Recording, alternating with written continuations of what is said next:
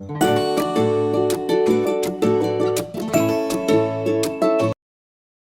everyone, welcome back to The Explainer. So today, we're diving into a place that has quietly shaped Indian culture, literature, and history in ways you've probably never realized. But, its modern reputation paints a totally different picture. Get ready to toss out your assumptions, because we're going to explore the absolute paradox that is Azamgarh. Think about this for a second. What actually happens when the media defines a region's entire identity? It's kind of wild, right? Selective association can totally hijack a place's image. You take centuries of deep, rich civilizational heritage, and boom, it's reduced to a narrow, usually negative, modern stereotype. Well, today, we're cutting through all those headlines. We're going to let the facts tell the real story of this incredible district. So here's a quick roadmap for today's Explainer. We're going to look at its reputation versus reality, dig into its ancient roots and defiance, uncover some hidden artisanal giants, explore its mind-blowing intellectual legacy, and wrap up with its modern resurgence. Okay, let's dive into this. Part 1. Reputation versus reality. Before we get into the whole reputation thing, we really need to talk about the sheer scale of this place. Azamgarh isn't just some tiny town, it's a massive geographic footprint. We're talking over 4,000 square kilometers out in eastern Uttar Pradesh. Sitting right there on the banks of the Tamsa River, this district is literally a sprawling agrarian basin that over 4.6 million people call home.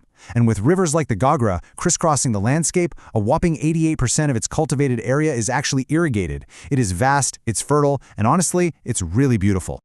But here's where the contrast gets pretty stark. On one hand, the media almost exclusively frames Azamgarh around crime and underworld ties. Always name-dropping figures like Abu Salem or connections to Dawood Ibrahim's family. It's a classic case where the actions of a tiny handful have completely typecast the entire region. But the actual reality? It's an intellectually fertile land. It has consistently produced brilliant scholars, poets, travelogue writers, and some of the fiercest freedom fighters out there. This whole media framing completely buries its actual rich civilizational heritage. Moving on to Part 2, Ancient Roots and Defiance. So to really understand this place, we have to rewind. Azamgarh's roots actually go all the way back to the era of the Buddha, when it was part of the ancient heavyweight Kosala and Malla kingdoms. Fast forward a bit to 1665, and the town itself was founded by Azam, the son of Vikramajit of the Gautam Rajputs. Fast forward again, and it was formally organized as a British district in 1832. But listen to this, the absolute defining moment came on June 3, 1857. That's when the 17th Regiment of Native Infantry mutinied, kicking off a fierce resistance against British rule that lasted for months. And that spirit of rebellion, it's brilliantly captured by the Rautataras.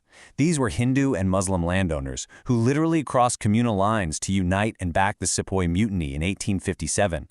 Talk about a powerful reminder of how shared purpose can just override division, right? And this wasn't just a one-off thing either.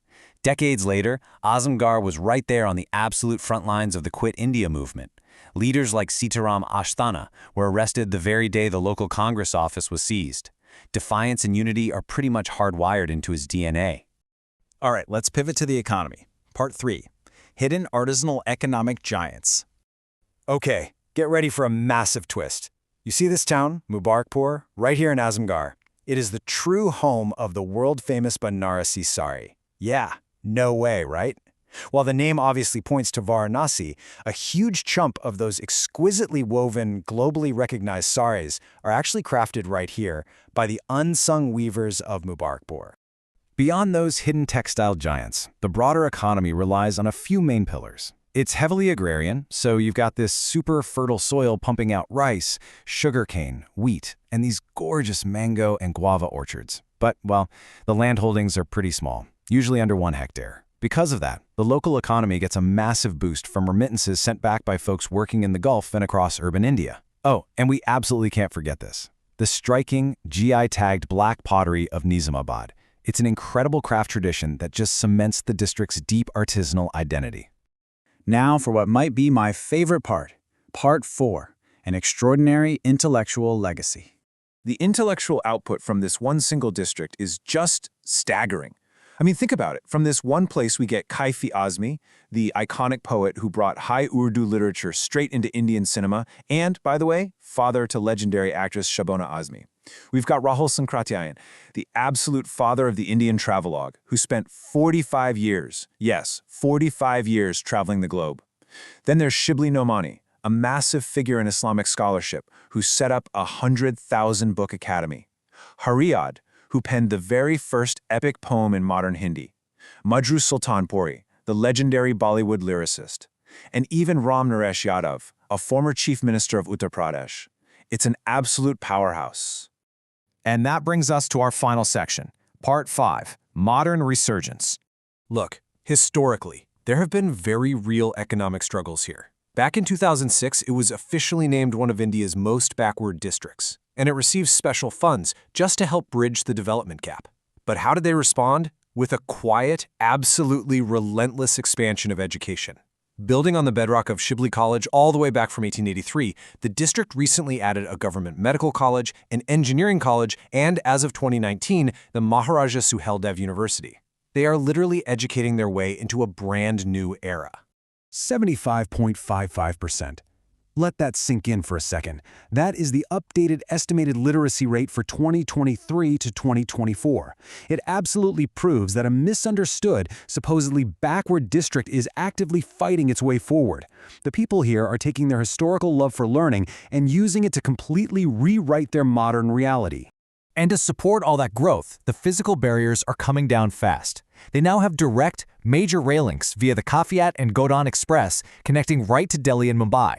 In 2021, the Purvanchal Expressway plugged Azamgarh straight into rapid road transit networks. And just recently, in March 2024, Prime Minister Narendra Modi officially inaugurated the Azamgarh Airport. This district is finally connecting its massive human and economic potential directly to the rest of the country and the world. I think this quote perfectly captures the tragic irony of what we've been looking at today. Azamgarh, a district that gave India its finest Urdu poets, its father of travelogue, and Banarasi saris, yet is remembered for none of it. Wow, it is such a powerful reminder of how easily true greatness can just be eclipsed by a narrow media narrative. So that brings us to the final point, and a question I really want to leave you with today. Moving forward, will you remember Azamgarh for its stereotypes or for its scholars? Honestly, the next time you hear a place being easily dismissed or labeled, I hope this explainer inspires you to just dig a little bit deeper. There is almost always a richer, way more profound story waiting to be told if we just look for it. Thanks for hanging out with me for this explainer. Keep learning, keep questioning, and I'll catch you in the next one.